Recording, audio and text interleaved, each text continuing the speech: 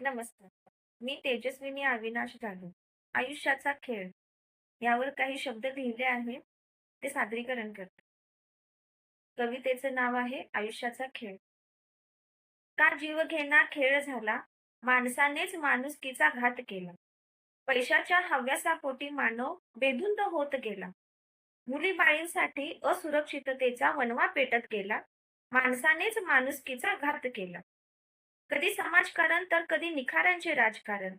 ताळमेळ आयुष्याचा सुटत गेला. माणसानेच माणुसकीचा घात केला. कधी बेसावध असणारे शब्द तर कधी सांत्वन देणारे बोल. कधी परके तर कधी आपलेपणाची ओळख पटवून गेला. माणसानेच माणसाचा घात केला. नको जिव्हाळा, नको नाती, नको मैत्री, नको प्रीती. भीती वाटते नात्यांची, कारण असुरक्षिततेच्या साम्राज्यात मानवानेच माणुसकीचा घात केला. आपलेपणाची असणारी साथ, मग पाठीमागून करणारे वार. जेव्हा आपल्याच माणसांकडून मनावर वेदना होत गेल्या, तेव्हा कळाले माणसानेच माणुसकीचा घात केला. अपेक्षेचे कवडसे दिसताच आशेचे रूपांतर निराशेत होते. तेव्हा उमगते, काटेरी वनात काटेच असतात. गुलाबाची व्याख्या क्वचितच असते.